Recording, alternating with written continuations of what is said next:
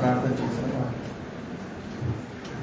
మహోన్నతుడమైన మా తండ్రి దేవ పరిశుద్ధుడు మమ్మల్ని ప్రేమించి మనకి అవకాశం కలిగి మీకు తండ్రి గడిచిన కాలం కాపాడి మీ భద్రతలో వచ్చి మరొకసారి తండ్రిని తెచ్చిన భాగ్యాన్ని అలాగే తిరిగి మిమ్మల్ని ఆరాధించడానికి ఇచ్చిన ధన్యతను మీకు తండ్రి మీ వాక్యంలో ఉన్న సారాన్ని మేము ఆలోచిస్తూ ఉండగా మీరే తోడు నీడగా ఉండి ప్రతిదీ మీకు అనుకూలంగా మీ చిత్తానుసారంగా ఆలోచించి మీరు మా నుండి కోరుకున్న ఆ పరిశుద్ధతను మేము సంపాదించుకునేలా సాయం చేస్తానని కోరుకుంటున్నాం. ప్రతి విషయంలో మీ కృతజ్ఞతాస్తుని చెల్లించుకుంటూ క్రీస్తు వారి పేరున ఈ ప్రార్థన అడిగి వేడుకుంటున్నాం తండ్రి. ఆమేన్. చేరి వచ్చిన మీ అందరికీ మన రక్షకుడైన యేసుక్రీస్తు వారి పేరున నా హృదయపూర్వకండి. గత కొన్ని రోజులుగా మనము బాప్తిస్మాన్ని గురించిన సత్యాన్ని మనం ఆలోచిస్తాం. బాప్తిస్మాను గురించిన సత్యం అనేది ప్రతి ఒక్కరూ కూడా తెలుసుకోవాల్సిన సంగతి. ఎందుకంటే రక్షణ అనేది మనకు కలగాలి అంటే రక్షణకు సాదృశ్యంగా ఉన్నదే బాప్తిస్మం. అయితే ఈ బాప్తిస్మం అనేది తీసుకునే ముందు మనము ఏ విషయాలైతే తెలుసుకోవాలో ఆ విషయాలు తెలుసుకోకుండా ఒకవేళ బాప్తిస్మం తీసుకుంటే మనము ఎరగని స్థితిలోనే బాప్తిస్మం తీసుకోవడం వలన ప్రయోజనం లేని స్థితిలో ఉండిపోతాం. అందుకే ప్రతి ఒక్కరూ కూడా ఏవైతే విషయాలు తెలుసుకోవాలో ఆ విషయాలు తెలుసుకున్న తర్వాతే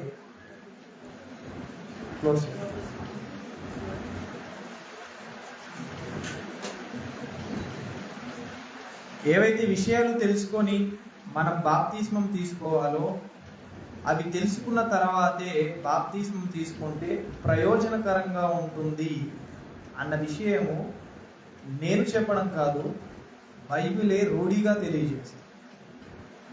ఎందుకంటే మనం అనుసరించవలసినది అపోస్తలుల బోధన. మనం క్రైస్తవులుగా ఉండాలి అనుకున్నప్పుడు, క్రైస్తవ జీవితాన్ని మనం గడపాలి అనుకున్నప్పుడు, దేవునికి అనుకూలమైన ప్రజలుగా మనం ఉండాలి అనుకున్నప్పుడు ఖచ్చితంగా అపోస్తలుల బోధను మనం అనుసరించక తప్పదు. అలాగే అపోస్తలుల ద్వారా ఏదైతే క్రమం అనేది వచ్చిందో ఆ క్రమమైన పద్ధతిలోనే మనము అన్నీ చేయాలి. ఆరాధన అయినా, ప్రార్థన అయినా, సంఘంలో కార్యక్రమాలైనా, సంఘ క్షేమాభివృద్ధి కొరకు చేయాల్సిన పనులు అయినా ఇవన్నీ కూడా అపోస్తలులు ఎలాగైతే జరిగించారో అలాగే జరిగిస్తేనే సార్వార్థిక సంఘంలో మనకంటూ ఒక అవకాశం అనేది ఉంటుంది. చాలా మంది అనుకునే విషయం ఏంటంటే సార్వార్థిక సంఘం యొక్క ప్రాముఖ్యత, అలాగే సార్వార్థిక సంఘము అంటే ఏంటో అర్థం కాని స్థితిలో ఉండిపోయిన క్రైస్తవులుగా పిలువబడుతున్న వారు ఎంతో మంది ఉన్నారు. ఇవన్నీ కూడా ఎప్పుడు ఎందులో తెలియబడతాయి అంటే అపోస్తలుల బోధలోనే మనకు తెలియబడతాయి.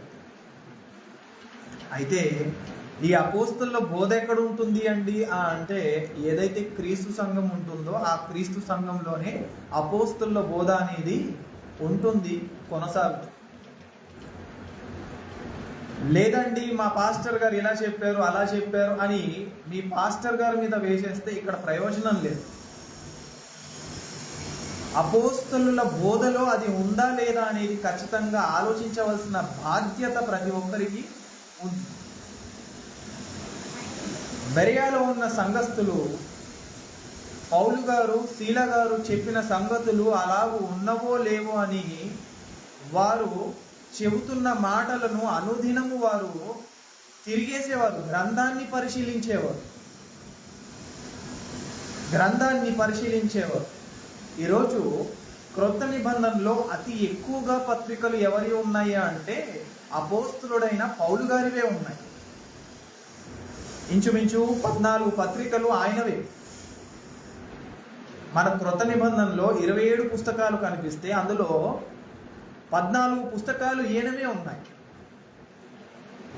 అంతటి గొప్ప పండితుడు, దేవుని వాక్యం పట్ల ఆయనకున్న ఆసక్తి అంత గొప్పగా ఉన్న ఆయన మాటల మీదే వారికి నమ్మకం కలగక, గ్రంథంలో అలా ఉందో లేదో మేము గుడ్డిగా వెళ్ళిపోతే ప్రయోజనం లేదు, దేవుడు మాకంటూ ఒక గ్రంథాన్ని ఇచ్చాడు కదా, ఆ గ్రంథంలో పరిశీలిస్తే ఇది ఉందా లేదా అని పరిశీలించిన తర్వాతే వారు ఒక నిర్ణయానికి వచ్చారు. ఇదంతా కూడా ఎందుకు చెబుతున్నాను అంటే, మనము ఏది చేసినా బైబిల్లో అలా ఉందా లేదా అనేది మనం ఆలోచించాలి. అపోస్తుల బోధలో ఆ విధంగా ఉందా లేదా అనేది మనం ఖచ్చితంగా ఆలోచించాలి. అపోస్తులను దాటి మనం వెళ్ళాము అంటే మనం దేవుని సొత్తైన ప్రజలము కాదు. అపోస్తులను ఒకవేళ కాదు అని మనము మన ఇష్టానికి ఏదో బోధను మనం అనుసరించుకుంటూ వెళ్ళాము అంటే తీర్పు దినమున మనల్ని ఆయన ఏమాత్రం కూడా సహించు. ఎందుకంటే ఈ 12 ఎవరైతే ఉన్నారో అపోస్తలులు, వీరు సంఘానికి స్తంభముగా ఉన్నారు. ఏ సంఘానికి? క్రీస్తు అనే సంఘానికి. క్రీస్తు ఏదైతే సంఘాన్ని పెట్టారో, స్థాపించారో ఆ సంఘానికి వీరు ఏ విధంగా ఉన్నారు? స్తంభముగా ఉన్నారు, పునాదులుగా ఉన్నారు. అపోస్తలుల పునాదుల మీద మనము కట్టబడాలి. క్రీస్తు బండ అయితే, ఆ బండ మీద వేయబడిన పునాది అపోస్తలులైతే ఆ పునాది ద్వారా కట్టబడాలి మనం. అందుకే ఏది చేసినా అపోస్తలుల బోధకు అనుకూలంగానే చేయాలి. వారు వద్దు అంటే వద్దు అన్నట్టుగా ఉండాలి, చేయాలి అన్నప్పుడు ఖచ్చితంగా చేయాలి. ఆ మాటకు వస్తే, పరలోకానికి వెళ్ళాలి అంటే మనము వీరి యొక్క బోధను అనుసరిస్తేనే పరలోకానికి చేరు.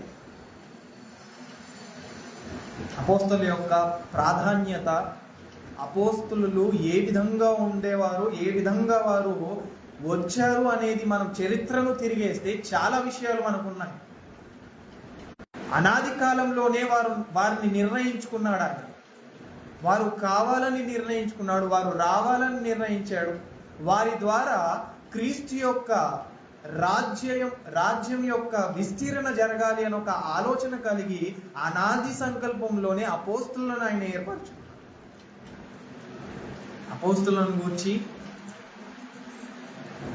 ఒక పాఠం ఉంది, ఆ విషయాన్ని తర్వాత భాగంలో మనం ఆలోచిద్దాం. వారు ఏ విధంగా క్రమమైన పద్ధతిలో వచ్చారు.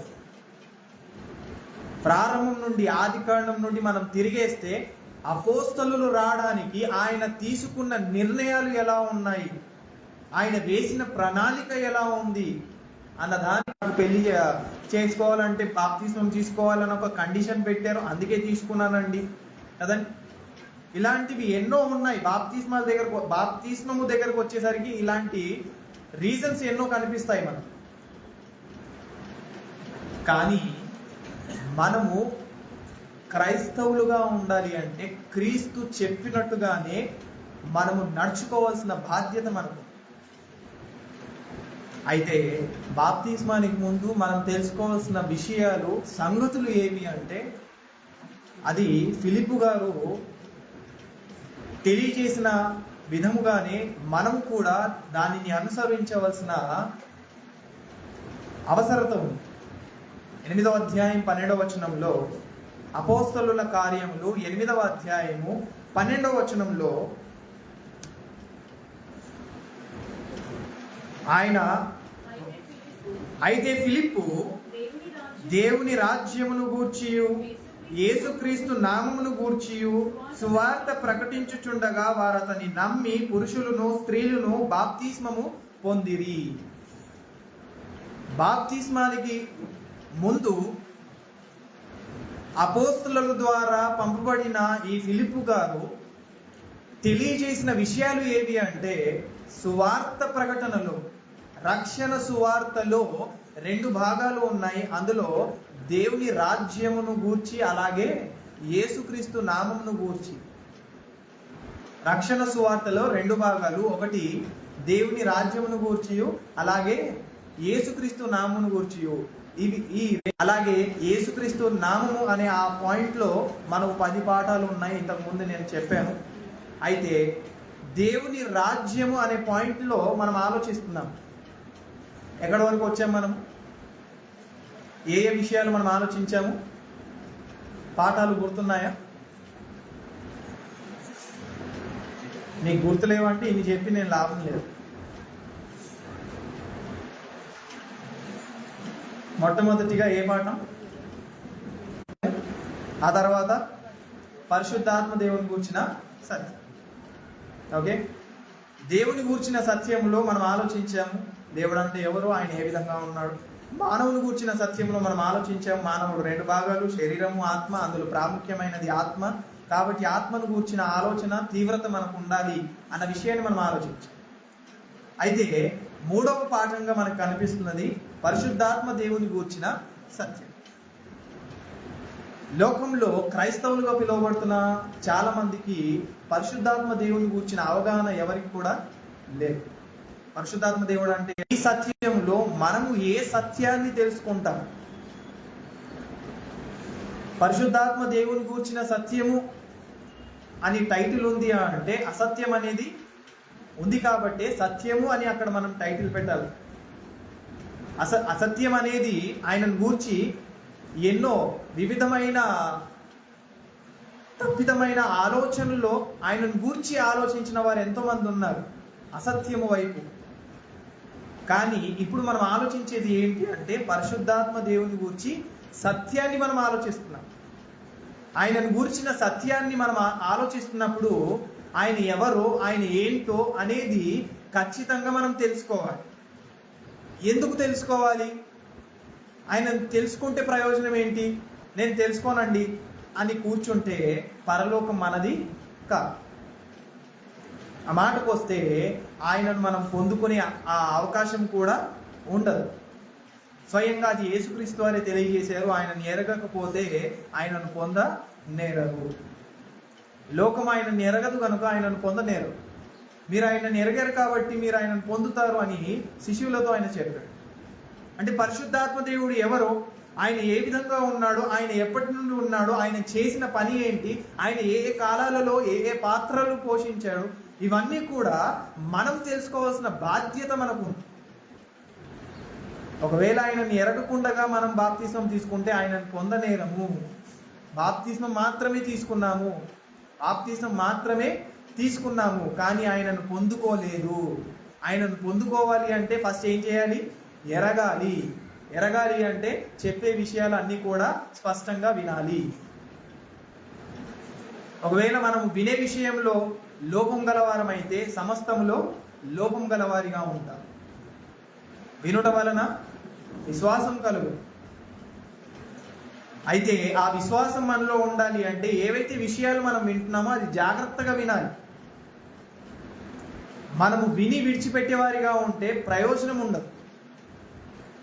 ఇవన్నీ కూడా తెలియజేయడానికి గల కారణం ఏంటి అంటే, మనము చేసిన పొరపాటు సరిదిద్దుకోవడానికి ఈ విషయాలన్నిటి కూడా ఆలోచిస్తున్నాం. మనం ఇంతకు ముందు తెలియకయే మనం బాప్తిస్మం తీసుకుంటే, ఆయనను ఎరగకయే బాప్తిస్మం తీసుకుంటే ఆయనను పొందుకున్నట్ట. ఆయనను పొందుకోవాలంటే ఏం చేయాలి? ఎరగాలి అంటే గ్రంథాన్ని తిరిగేయాలి. అయితే ఆయన ఎప్పటి నుండి ఉన్నాడు అనేది లాస్ట్ టైంలో మనం ఆలోచించాం. ఎప్పటి నుండి ఉన్నాడు? ఆయన అనాది కాలం నుండే ఆయన ఉన్నాడు. అనాది కాలం నుండి ఉన్నాడు అన్న దానికి ఆధారము ఆదికాండం 1వ అధ్యాయం 2వ వచనంలో మనం ఆలోచించాము. దేవుని ఆత్మ జలముల పైన అల్లాడు. రైట్? అంటే సృష్టి కలగక ముందే ఆయన ఉన్నాడు. సృష్టి కలగక ముందే ఆయన ఉన్నాడు. సృష్టి కార్యక్రమాలలో చివరిగా ఆయన తయారు చేసినది ఏది అంటే మానవుడు. 6వ దినమున ఆయన తయారు చేశాడు.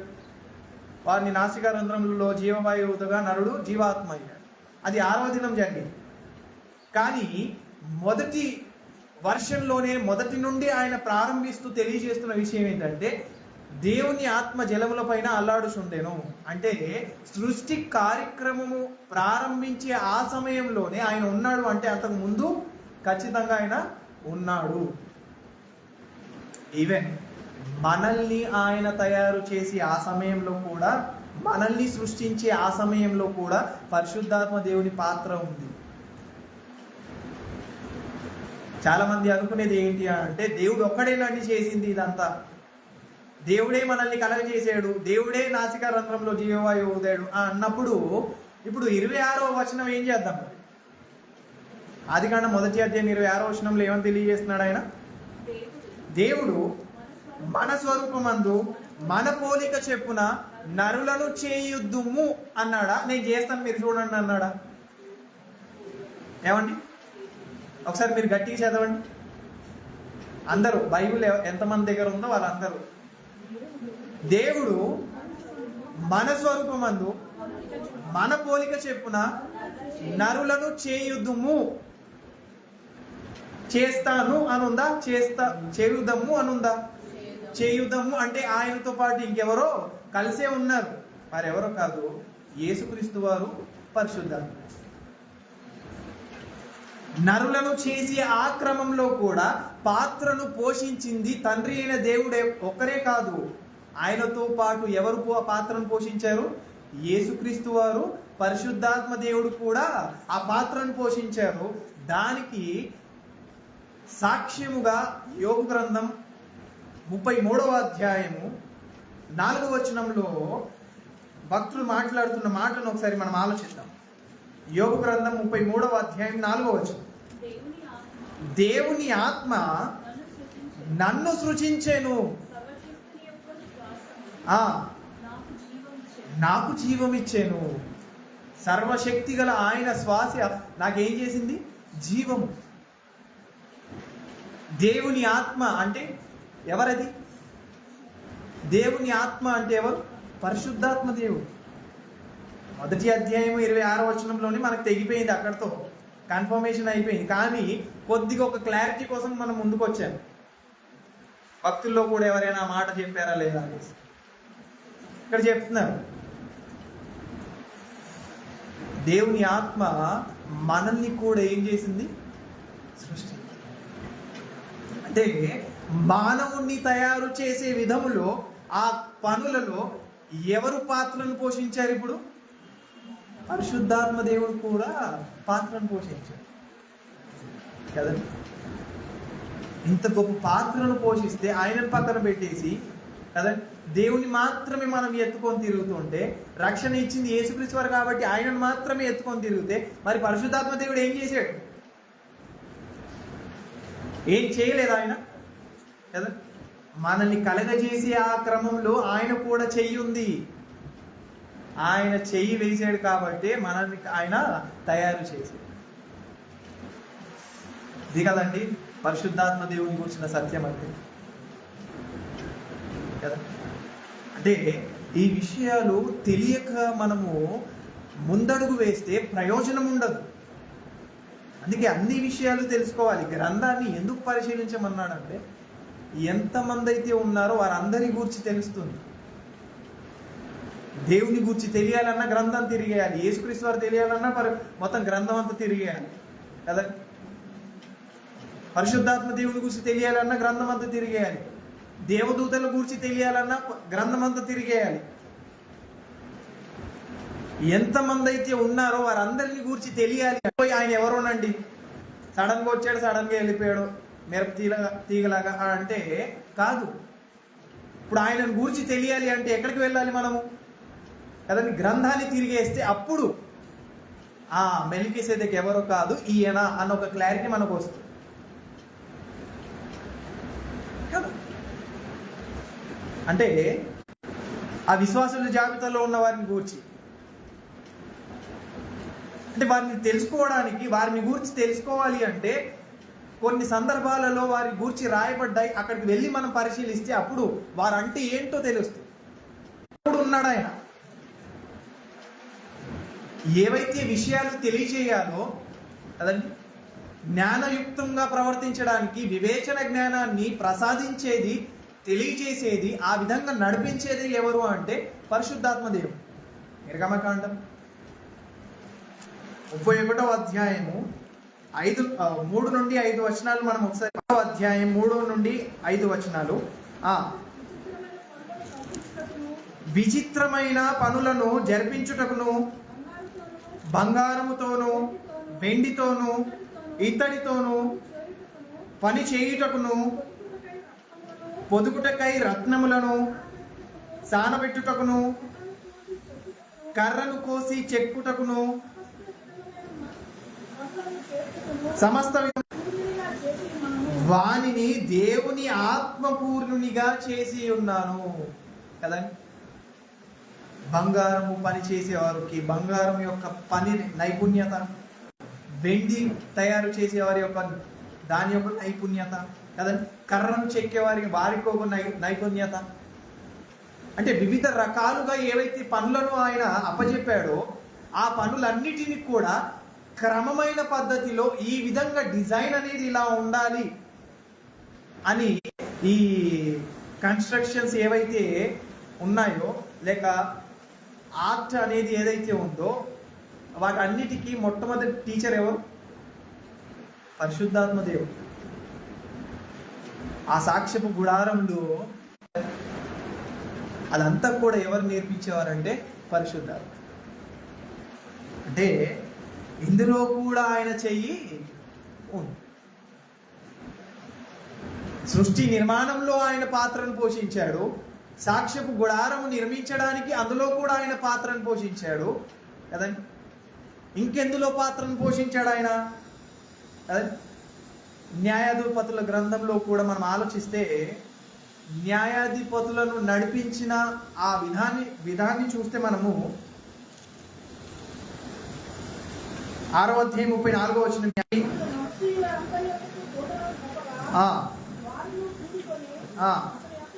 వచ్చింది.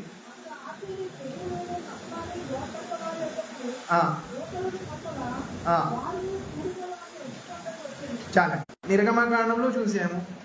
ఇక ఏ గ్రంథంలో చూసాము మనం ఇప్పుడు? న్యాయాధిపతుల గ్రంథంలో చూసాము కదా. ఇంకా ముందు మాటల్లోకి వెళ్తే అక్కడ కూడా కనిపిస్తాడు ఆయన. రాజుల కాలంలో కూడా సమూయేలు మొదటి గ్రంథం 11వ అధ్యాయం 6వ వచనం. సమూయేలు మొదటి గ్రంథం 11వ అధ్యాయం 6వ వచనంలో 11వ అధ్యాయం 6వ వచనం, ఈ ప్రకారము బలముగా వచ్చి. అంటే రాజుల కాలంలో కూడా పరిశుద్ధాత్మ దేవుని యొక్క పాత్ర అదండి. ఇదంతా కూడా ఎందుకు చూపెడుతున్నానంటే ఆయన ఏ ఏ కాలాలలో ఉన్నాడో అన్న ఒక క్లారిటీ మనకు ఉండాలి. అనాది కాలంలో ఉన్నాడు, ఆ తర్వాత లేడా? ఉన్నాడు. ఆది కాండంలో ఉన్నాడు, నిర్గమకాండం. పరిశుద్ధాత్మ దేవుడు పోషించిన పాత్రలు. ఆయన నార్మల్ పర్సన్ కాదు. ఏదో 2000 సంవత్సరాల క్రితం యేసుక్రీస్తు వారు వెళ్ళిపోయారు, పరిశుద్ధాత్మ దేవుడు వచ్చాడు, అప్పటి నుండి ఆయన ప్రారంభం అయ్యాడు కాదు. అనాది కాలం నుండే ఉన్నాడు ఆయన. మనల్ని సృష్టించే నిర్మించే ఆ నిర్మాణంలో కూడా ఆయన పాత్రను పోషించాడు. మందసం యొక్క నిర్మాణంలో కూడా ఆయన ఉన్నాడు. న్యాయాధిపతులు ఏ విధంగా యుద్ధం చేయాలో ఆ యుద్ధ నైపుణ్యతను కొనసాగించడానికి ఆయన తోడుగా ఉన్నాడు. రాజుల కాలంలో కూడా రాజులు ఎలా పరిపాలించాలో అన్నదానికి ఆయన తోడుగా ఉన్నాడు. ఇన్ని పాత్రలను పోషించాడు ఆయన. ఇక తర్వాత క్రొత్త నిబంధనలోకి వచ్చేసరికి మనకు పాత నిబంధనలో చాలా సందర్భాల్లో కనిపిస్తాడు, కానీ మనకు కొన్ని విషయాలు మనం ఆలోచించాలి. క్రొత్త నిబంధనలోకి వచ్చేసరికి యోహాను గారి పుట్టుకలో కూడా ఎవరుంటారు? పరిశుద్ధాత్మ దేవుడు ఉంటారు. లూకాసు వార్త 1:14. బాప్తిస్మం ఇచ్చి యోహాను గారి యొక్క పుట్టుకలో కూడా ఎవరున్నారో ఒకసారి లూకాసు వార్త 1:14-16 మనం పరిశీలిస్తే, అతడు ప్రభు దృష్టికి గొప్పవాడై ద్రాక్షారసమునైనను మద్యమైనను త్రాగక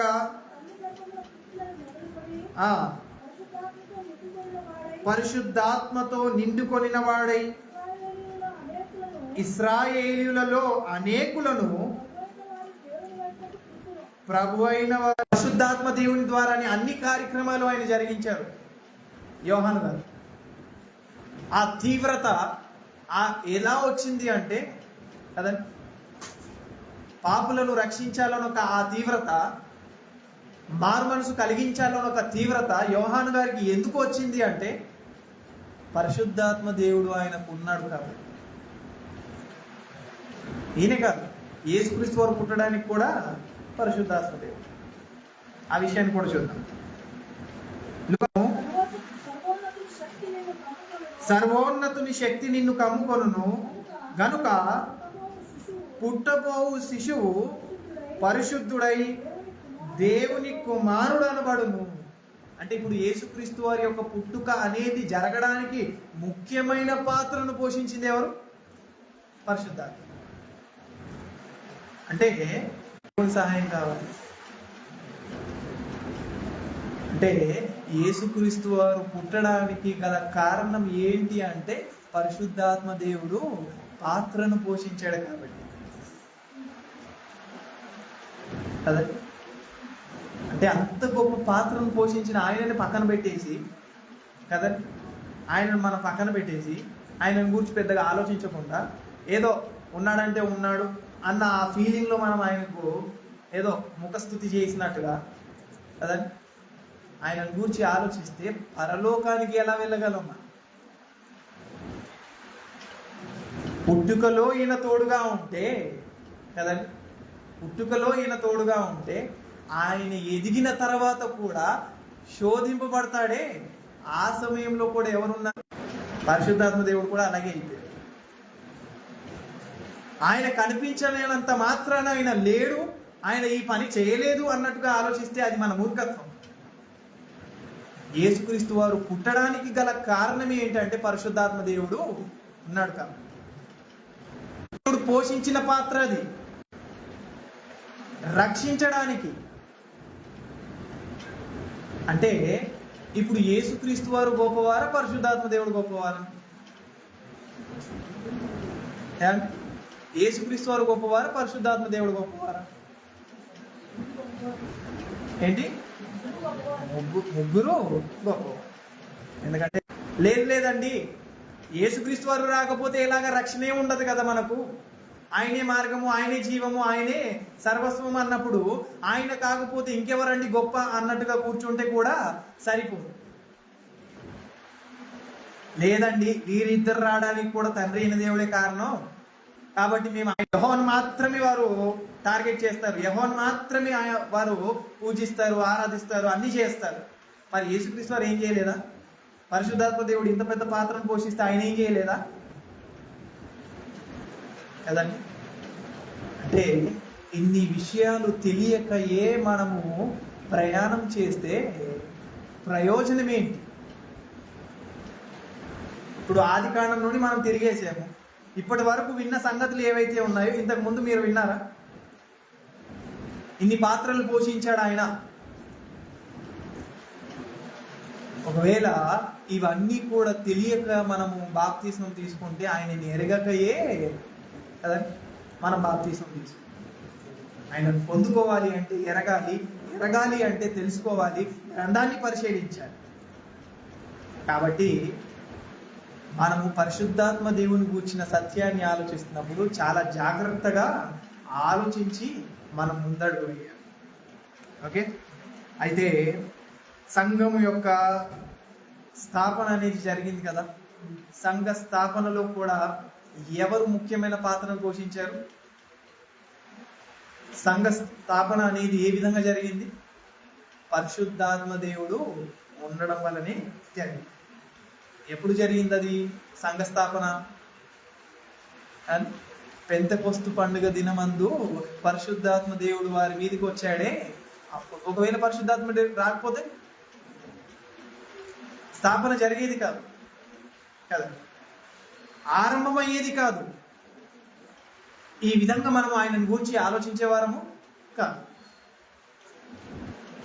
ఇంకా గొప్పగా చెప్పాలి అంటే అపోస్తలుల కార్యం అంతా కూడా మనము చూస్తే పరిశుద్ధాత్మ దేవుడు చేసిన కార్యాలే మనకు అనుగ్రహించకపోయి ఉంటే వారు అన్య భాషల్లో మాట్లాడేవారా? లేదు. అన్ని భాషలలో వారు మాట్లాడడానికి గల కారణం ఏంటి? పరిశుద్ధాత్మ దేవుడు ఉన్నాడు కాదు. అంటే సంఘ స్థాపనలో కూడా ఎవరు పాత్రను పోషించారు? పరిశుద్ధాత్మ. ముగ్గురు కనిపిస్తారు మనకి. ఏ పనిలో చూడండి ముగ్గురు కనిపిస్తారు. మనం ప్రారంభం నుండి మనం చూస్తున్నది. కాబట్టి పరిశుద్ధాత్మ దేవుని గురించిన సత్యము మనం తెలుసుకోవాల్సిన విషయాలు ఇంకా ఉన్నాయి. ఇప్పటి వరకు తెలుసుకున్నవి కొంత భాగం. మనం ఇప్పుడు ఎక్కడి వరకు వచ్చాము? ఆదికాండం నుండి మొదలుపెట్టి ఎక్కడి వరకు వచ్చాము? మనం లాస్ట్ పాయింట్ ఎవరి గురించి ఆలోచించాము? సంఘ స్థాపన గురించి మనం ఆలోచించాము, అపోస్తలుల గురించి. ఇక మీదట మొదలయ్యేది అంతా కూడా అపోస్తలుల కార్యములు. ఇప్పుడు ఆ కార్యక్రమాలన్నిటిలో కూడా ఎవరు పాత్రను పోషించారు అంటే ఒక మాటకు చెప్పారంటే పరిశుద్ధాత్మ దేవుడే పోషించాడు. ఏ ఏ కాలాలలో ఏ విధంగా ఎవరిని ఆయన ప్రేరేపించి ఏ ఏ సంగతులలో ఆయన తెలియజేశాడో కదా, వీటిని అన్నిటిని కూడా తర్వాయి భాగంలో మనం ఆలోచించడానికి ప్రయత్నించాడు. కాబట్టి ఇప్పటి వరకు విన్న విషయాలన్నీ కూడా మనసులో భద్రపరచుకొని తెలియని విషయాన్ని తెలుసుకున్న మనము ఆయన అంటే ఏంటో ఎరిగిన వారిగా మనము సరిదిద్దుకోవాల్సినవన్నీ కూడా మనం సరిదిద్దుకోవడానికి ముందుకు పరిగెత్తాం. కళ్ళు మూసుకోండి, ప్రార్థన చేస్తాం. మహాపరిశుద్ధుడు అయిన మా కన్న తండ్రి, దేవ పరిశుద్ధుడా, మమ్మల్ని ప్రేమించి మాకు ఇచ్చిన గొప్ప అవకాశాన్ని బట్టి మీకు తండ్రి, పరిశుద్ధాత్మ దేవుని గురించిన సత్యాన్ని మేము ఆలోచించిన మేము విని విడిచిపెట్టే వారిగా కాకుండా పరిశుద్ధాత్మ దేవుడు పోషించిన పాత్రలు ఏవైతే ఉన్నాయో తండ్రి, అవి ఎందు నిమిత్తము ఆయన పోషించాడు, అంతకు ముందు ఆయన అలా ఉంటే ఇప్పుడు ఎలా ఉన్నాడు అన్న విషయాన్ని మేము తర్వాయి భాగంలో ఆలోచించడానికి మాకు అవకాశాన్ని కల్పించాడు. ఇప్పటి వరకు విన్న సంగతులను తండ్రి మీకు అనుకూలంగా మీ ఆలోచనకు తగ్గట్టుగా మేము ఆలోచించామని మేము భావిస్తూ మేము పరిశీలించే విధానంలో ఏదైనా తప్పిదం జరుగుంటే మమ్మల్ని క్షమించి మన్నించి ఒక్కరికి నీ అవకాశం ఇస్తారని కోరుకుంటూ ప్రతి విషయంలో మీ కృతజ్ఞతాస్తుతులు చెల్లించుకుంటూ